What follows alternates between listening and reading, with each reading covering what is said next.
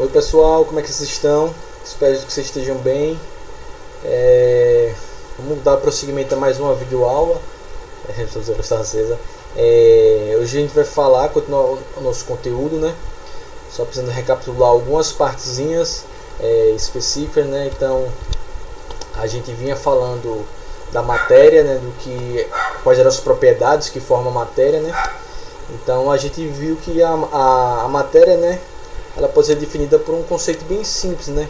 Então a matéria é o que? Tudo aquilo que ocupa um lugar, né?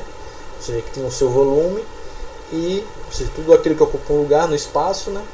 O volume, aquela propriedade geral que a gente falava, e apresenta peso, né? A quantidade de matéria, né? Então a quantidade de matéria que temos em uma porção de alguma coisa, de qualquer coisa que seja, vai formar matéria. Então a matéria é tudo aquilo que ocupa lugar no espaço e apresenta massa, né? Ou seja, o produto, o peso, né? O produto da massa pela ação da força gravitacional, né? Da aceleração gravitacional, da gravidade. Então tudo aquilo que ocupa um lugar no espaço e tem sua massazinha é a matéria, né? Então a gente pode ter vários tipos de matéria, né? Tudo que existe, uma árvore, uma bicicleta, um caminhão-pipa, um carro, tudo aquilo que existe basicamente, né? Então a gente pode dizer, sei lá, 1 milhão de coisas aqui, passar o dia todo aqui falando várias coisas que são a matéria, né? E ainda mesmo assim faltaria muitos exemplos para poder definir tudo isso, né? Mas será que existem coisas que não são necessariamente matéria? Ou seja, será que a gente conhece alguma coisa que não é matéria, que é algo que necessariamente não existe no nosso entendimento, né? Tudo aquilo que não é matéria é energia, certo? Então a matéria ou a matéria é energia. Então, por exemplo, a gente pode dizer que energia, a luz, a pressão, o som, eletricidade, calor, raio-x, né? Então a energia ela pode ser definida como uma força que é capaz de produzir ação e movimento. Muito que a gente vem vendo lá nas aulas de física, né? Então é muito simples diferenciar a matéria da energia, né? Já que uma ocupa lugar no espaço, possui massa, né? E a outra não necessariamente, certo? Uma coisa que eu falei para vocês, né, que a gente conversou bastante, é que a matéria ela pode ser chamada de duas maneiras, né? Que é naquelas que a gente chamava do corpo e o objeto, né? Então, toda vez que a gente se referia ao corpo, a gente falava que trata-se de quê? Trata-se de uma parte de matéria, né? Então, o corpo é uma parte da matéria, então, um caco de vidro, um pedaço de madeira, né? Um tronco de árvore, o vento, né? Que não tem uma funcionalidade propriamente dita, né? Então, os objetos, o objeto, ele trata-se de uma parte da matéria que apresenta e tem uma utilização específica, né? Então, uma camisa, o ar comprimido, caneta, cadeira, um copo de vidro, né? E aí vai ter uma função, aí tem uma especificidade, né? Nesse caso, então ele tem uma utilidade, né? Então a gente tem um pouquinho aí do que é matéria para a gente poder definir e se apropriar um pouquinho mais dos conceitos que a gente vai ver a seguir, né? Então o que é a matéria? Ela é composta por quê, né? Então, de forma geral, toda a matéria é formada pelaquela unidade estrutural básica, né? Que a gente chama de átomo, né? Então toda a matéria é formada por átomos, né? Então qual era a composição lá que a gente viu que os átomos tinham? Então a gente tinha a presença do núcleo, né? Que é composto por prótons e nêutrons, aquele modelo de Rutherford-Bohr, né? Os prótons são aquelas partículas de carga positiva, os nêutrons aquelas partículas que não apresentam carga elétrica, né? A gente tem níveis de energia, né? Ou seja, regiões onde tem níveis e subníveis de energia, né? Então lá nos subníveis que estão os orbitais, né? E é lá naqueles orbitais que a gente vai ter a maior probabilidade de encontrar os elétrons, né? Os elétrons na eletrosfera, que são aquelas partículas que têm carga elétrica negativa, né? Então quando a gente tem os átomos, a gente tem lá a presença dos átomos, eles são neutros, né? Ou seja, as cargas elétricas positivas elas são iguais ou similares às cargas elétricas negativas. Então o número de prótons e nêutrons são iguais. Então isso torna eles o que a gente chama de partículas neutras, né? Então os átomos eles são partículas neutras porque eles vão ter essas propriedades, né? Então quando a gente tem dois ou mais átomos, eles se combinam, eles formam as moléculas, né? Então a gente tem uma série 2, 3, 4, por aí vai, átomos, eles vão formar as moléculas. Essas moléculas, elas podem constituir aquilo que a gente chama de uma substância química, né? Assim como os átomos isolados também, né? Certo? Então a gente pode ter substâncias que são formadas por um mesmo tipo de átomo, certo? Então a gente pode ter a parte daí a substância química, né? A gente sabe também, e a gente conversou bastante, que as substâncias elas podem se encontrar naquilo que a gente chama dos estados físicos da matéria, né? Então os estados físicos mais comuns que a gente pode encontrar matéria são quais? O estado sólido, né? O estado em que as partículas, átomos ou moléculas, né, que formam a matéria apresentam um maior nível de organização, um maior nível de atração, elas estão juntinhas, o volume e a massa são fixos, né? Fixos, a gente conversou sobre isso. O estado gasoso, em que as partículas, né, os átomos, as moléculas que formam a matéria, eles vão apresentar um menor nível de organização. Então a gente tem lá o volume fixo, mas a forma já é variável. Então um maior distanciamento entre as partículas, os átomos, né? Um maior grau de agitação, né? E o estado gasoso, que são estados em que as partículas, os átomos e moléculas, ou seja, os átomos ou as moléculas, né, que formam a matéria, eles não apresentam organização, ou seja, a sua forma e o seu volume são variáveis, né? Então eles têm um alto grau de agitação, as moléculas se afastam, eles têm uma tendência a ter uma grande expansão, né? E a matéria também ela vai apresentar as suas propriedades, né? Então toda e qualquer matéria, independente de que elemento químico seja aquele, que elemento químico que forme aquela matéria, ela deve apresentar propriedades, né? E ela tem algumas propriedades que são gerais, né? São aquelas propriedades que são comuns a toda a matéria, né? Então tem a massa, o volume, a divisibilidade, a impenetrabilidade, né? E a gente também tem aquelas propriedades específicas, né? Que a gente conversou bastante, né? A elasticidade, né? Que é aquela propriedade que apresenta no estado sólido, né? A matéria do estado sólido é submetida a uma força, né? De elástica extrema, né? Então é a tendência do corpo após sofrer compressão ele voltar a ocupar a sua forma e seu estado natural, né? A compressibilidade, que é aquele caso, né, de uma força externa, né? Ele pode comprimir um corpo, algum objeto e fazer com que ele ocupe um espaço menor. A divisibilidade, que eu já falei, propriedade específica, propriedade geral, né? Então a gente tem um ponto de fusão, ponto de ebulição. Então todas essas propriedades elas vão formar a matéria, certo? Então todas essas substâncias que formam a matéria são as substâncias que são formadas por aquilo que a gente conhece como os elementos químicos, que a gente já conversou um pouquinho sobre o que são e quem são esses elementos químicos. Então é importante a gente salientar isso, né, que existe uma série de elementos químicos na natureza, uma série que vão formar substâncias e materiais distintos, e é importante que, como a gente tem uma série de elementos químicos diferentes, é fundamental que a gente tenha formas e maneiras de poder agrupar e classificar esses elementos químicos de acordo com suas propriedades e de acordo com suas propriedades, né, a sua estrutura, né, atômica, para que facilite o nosso estudo, né? Então a gente vai ter elementos químicos que têm propriedades parecidas. Então como é que a gente agrega eles? Como é que a gente agrega elementos químicos que têm propriedades diferentes? Como é que a gente consegue uma forma de organizar todos os elementos químicos que existem? Veja que toda vez que a gente organiza qualquer coisa, né, toda vez que a gente se dispõe a organizar qualquer coisa na vida da gente, no nosso armário, nossos livros, a gente vai ter os critérios para organizar ele, né? Então, quando a gente faz a classificação dos seres vivos, a gente assume critérios para classificar e organizar os seres vivos. Então, da mesma forma, os elementos químicos, eles precisam, a gente precisa organizar eles de alguma forma para que facilite o nosso estudo, ou seja, para que facilite nossa compreensão, para que a gente consiga, quando for estudar, saber onde está cada coisinha, onde está cada elemento químico. Então, como é que a gente faz para poder organizar esses elementos químicos? Então, que métodos a gente utiliza para organizar esses elementos químicos? Então, os elementos químicos, eles são classificados, né? Eles são distribuídos numa classificação em linhas e tabelas, que a gente vai ver isso mais para frente. E eles são um método que a gente chama de método de classificação periódica dos elementos químicos, que a gente resume com o termo tabela periódica, né? Então, a tabela periódica é um modelo que agrupa todos os elementos químicos conhecidos e suas propriedades, certo? Então, todos os elementos químicos que existem, eles vão estar sendo agrupados na tabela periódica, ou seja, na tabela de classificação periódica dos elementos químicos, né? Resumindo, a tabela periódica, né? Então, eles são organizados em ordem crescente de número atômico, ou seja, de número de prótons. Então, eles vão começar pelo elemento químico que tem o menor número de prótons, que é o hidrogênio, vai até o último elemento químico que tem o maior número de prótons, certo?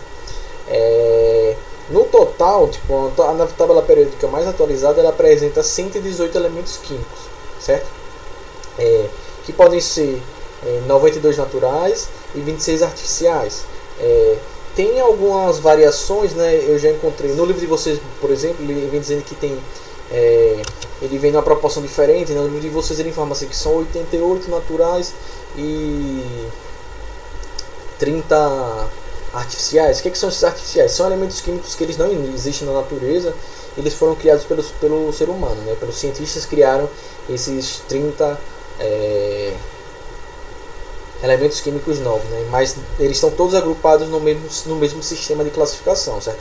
Tem essa variaçãozinha, eu já vi fontes que informam diferente do livro de vocês, né? Essa pequena variação aí dos valores, mas é mais ou menos por aí. Então, cerca de uns 88 elementos que são naturais, que são encontrados na natureza, e o restante, os 30, né? Então são 118 elementos químicos.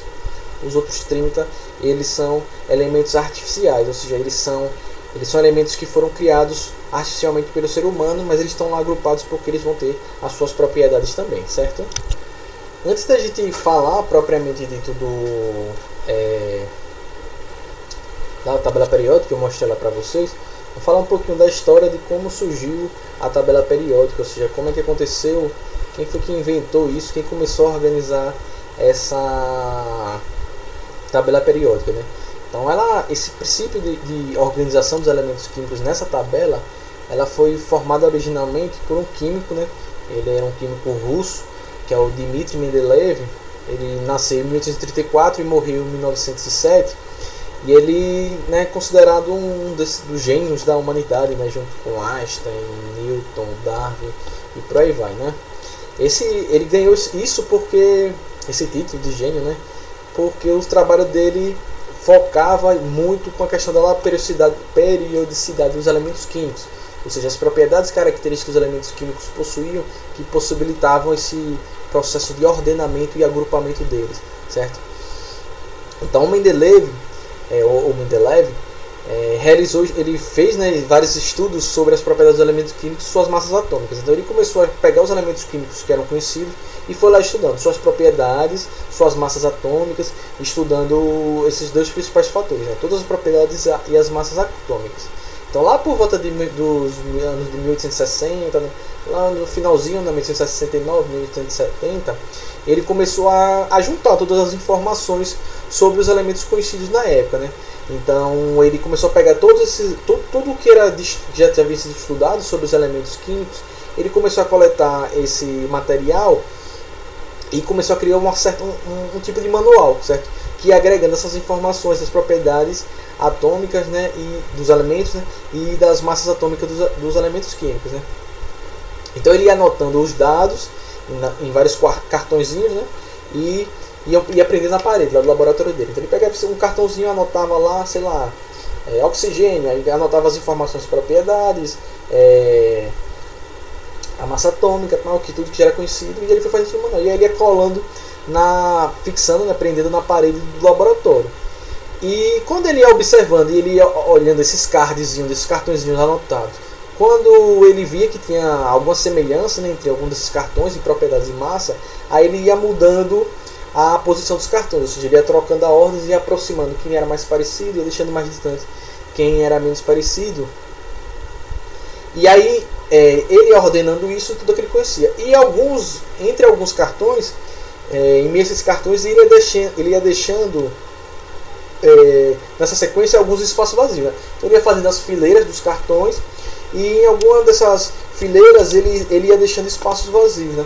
Então ele ia ordenando esses cartõezinhos com aqueles elementos que ele conhecia, e aí quando ele tinha um outro elemento que ele via que era bem diferente, né, então ele meio que deixava um espaço no meio, certo?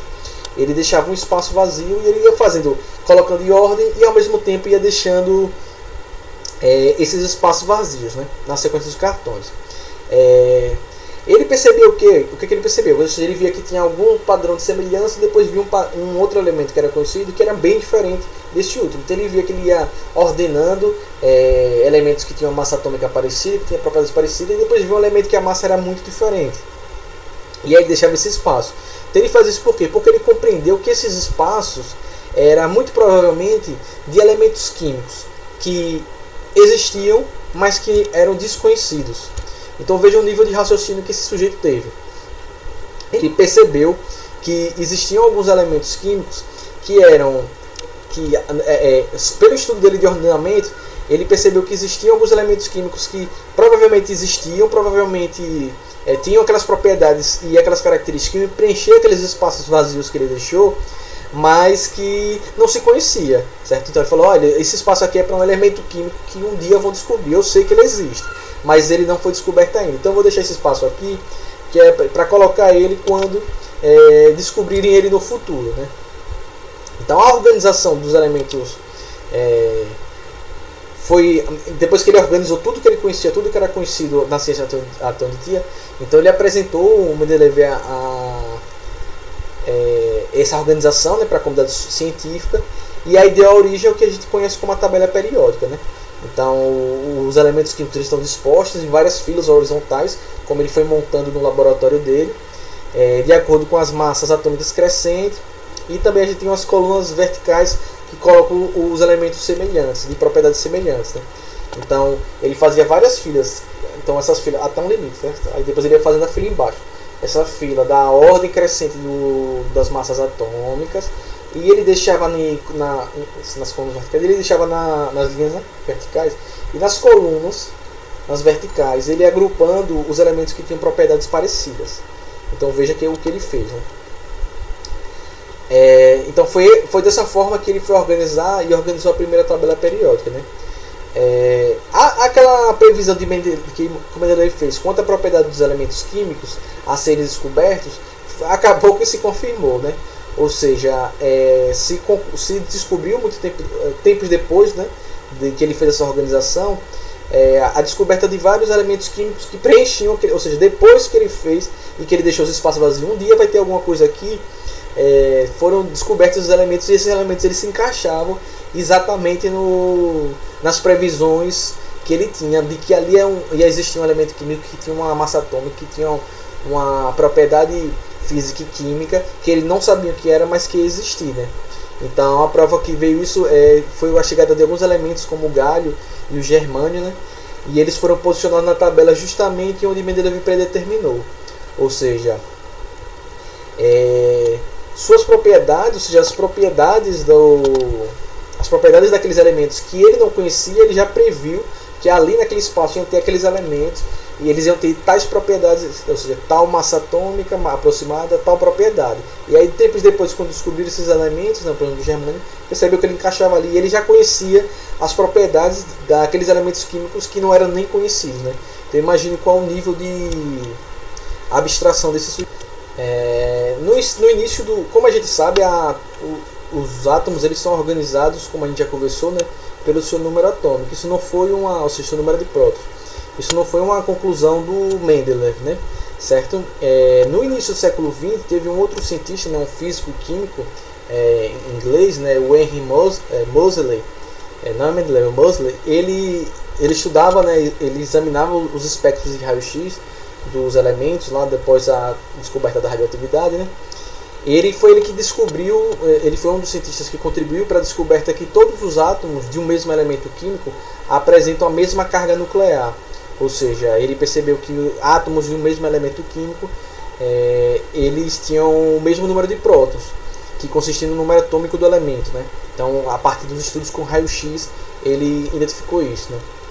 Então, rapidamente se chegou à conclusão que os elementos químicos eles ficariam em um padrão muito mais regular quando arranjados na tabela em ordem crescente do número atômico ao invés da massa atômica, já que tem uma certa variação da massa atômica de um elemento para o outro, e o número atômico ele vai variando de 1 para 1, né? Então tem o hidrogênio 1, o hélio 2, 3, 4, 5, 6, 7. Então, com esses estudos do Moseley e da descoberta de que os átomos de elementos químicos iguais, eles têm o mesmo número de prótons, a partir daí se ordenou, se decidiu ordenar a tabela periódica a partir do número atômico, certo? Então, aquele ordenamento das linhas horizontais é o número crescente de números atômicos. Então à medida que o número atômico cresce, a massa atômica também cresce, né? Só tem algumas exceções para isso, né? Que é alguns elementos na tabela periódica que o menor número atômico representa a maior massa atômica, que é o argônio, cobalto, telúrio e tório. Eles têm essa diferença, né? Então eles estariam organizados diferentes, eles têm massa atômica que difere desse ordenamento, né? Então, quando você criou a lei periódica, né, que se estabeleceu que quando os elementos químicos são listados sequencialmente em ordem crescente do seu número atômico, ou seja, do seu número de prótons no nêutron, é observado uma repetição periódica em suas propriedades, certo? Então, eles observaram que esses elementos aí, eles tinham essa variação na massa atômica, né? Mas eles tinham o número atômico deles, então se desordenava no número crescente da massa atômica.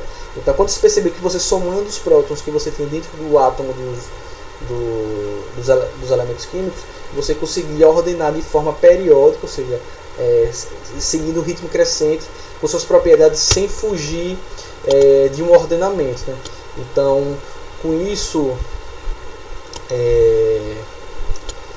a gente conseguiu ou seja, o Moseley, ele aperfeiçoou a tabela de Mendeleev. O de Mendeleev foi tudo certinho.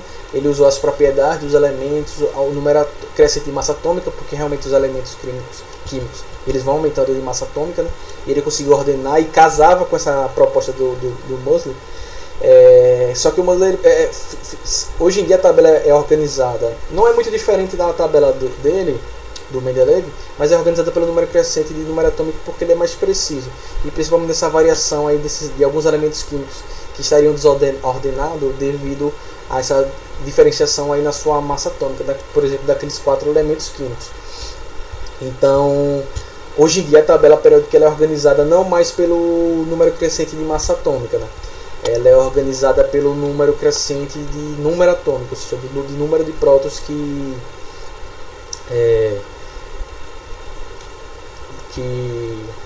sumiu da cabeça, da massa atômica. Então, a ordenação hoje em dia é a ordenação do Moseley, que não era muito diferente, mas como eu falei, vocês têm aquela diferençazinha daqueles átomos. Então, todo elemento químico, ao ser descoberto, ele é identificado, ele recebe um símbolo e ele recebe um nome, certo? Antigamente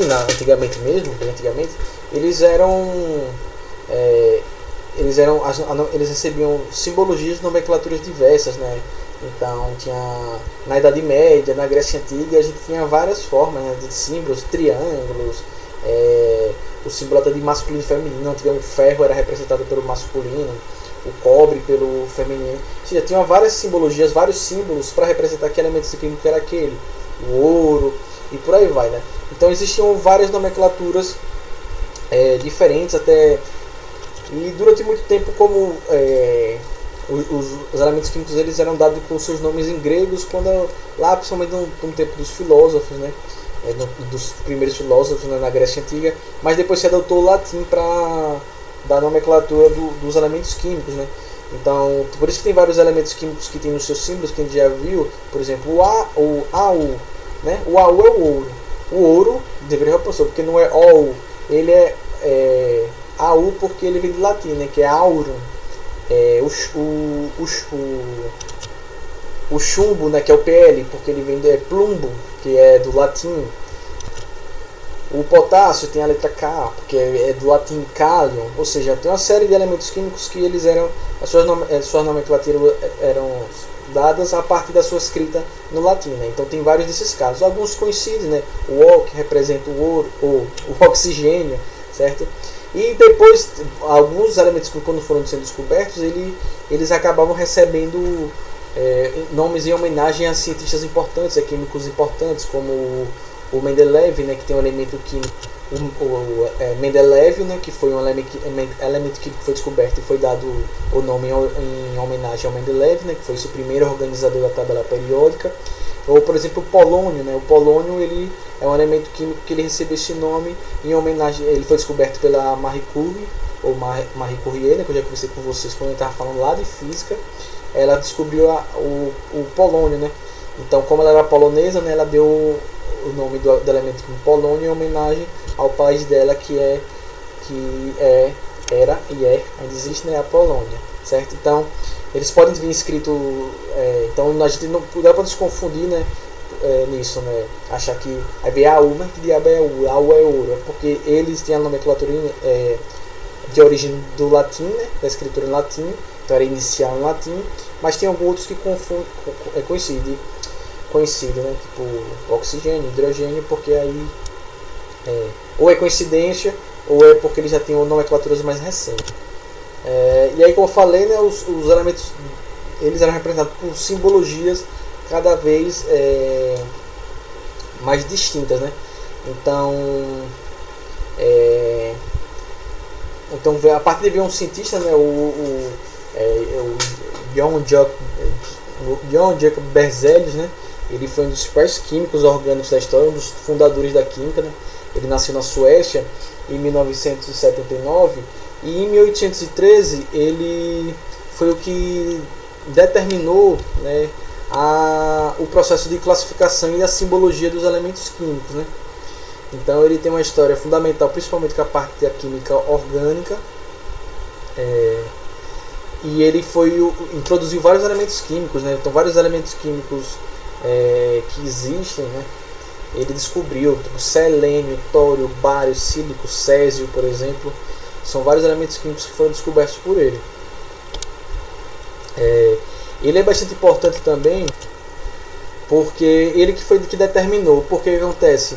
Se cada lugar do mundo fosse trabalhar com a classificação dos elementos químicos ou usando a palavra toda, né, tipo, o nome completo, e aí cada um em uma escrita diferente, ia virar uma confusão retada, né? Então foi ele que unificou e simplificou as terminologias para serem utilizadas tanto na classificação, na tabela periódica, como na representação dos elementos químicos. Então foi ele que determinou a forma como a gente deve representar os elementos químicos. Então, como é o sistema dele que ele emprega e que é até hoje, né? Então, os elementos químicos eles são representados por uma letra maiúscula e é escrita seguindo a sua escrita em latim, né? Ou no grego. Então ele é representado por uma letra maiúscula. E aí o que acontece? Se tiver o caso de um elemento químico que comece com a mesma letra que outro elemento químico, então por exemplo o áureo e o argento, que é a prata, né? Então áureo e argento, que é o ouro e a prata, eles começam com a letra A. Então o que acontece? Quando você tem dois elementos que eles começam com a mesma letra, o que acontece? Você coloca a primeira letra maiúscula e aí você adiciona a segunda letra da palavra em letra minúscula. Então, por exemplo, o ouro é o A maiúsculo minúsculo, né? O auro, AU, A maiúsculo minúsculo, e a prata é o AR, certo? O argento, o A maiúsculo e o R minúsculo. Da mesma forma que o alumínio, né? Então, alumínio também tem um Azinho, aí você bota o A maiúsculo, L minúsculo, aí você sabe que ali se trata do alumínio. O gás argônio, a mesma coisa, e aí por aí o argônio fica o AG, né? É o A maiúsculo, G minúsculo. Então essa é a forma de você diferenciar um elemento químico do outro. Então você representa pela letra maiúscula, que é a letra inicial do nome em latim ou em grego. Se tiver dois elementos químicos que você tenha com a mesma inicial, você diferencia por uma segunda letrinha, se essa segunda letrinha minúscula, que também tenha dentro da terminologia do elemento químico. Então dessa forma você consegue diferenciar um elemento químico do outro, certo? Outra coisa, os elementos químicos novos que vão sendo descobertos, que são descobertos, eles vão estar na tabela periódica representados por 3 letras, né? E ordenados de acordo com o seu número atômico.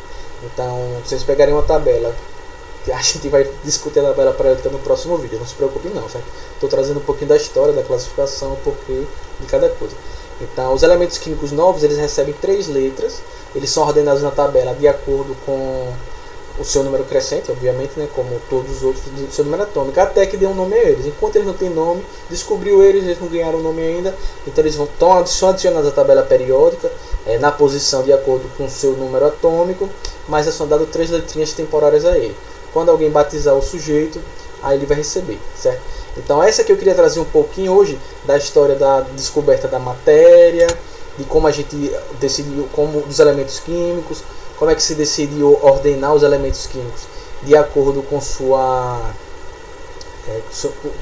com suas propriedades e características, né? Então contei lá a primeira história da tabela periódica, a do Mendeleev, né? Era organizado lá o número da massa atômica e suas propriedades, e que foi um pouquinho como ele era genial, né?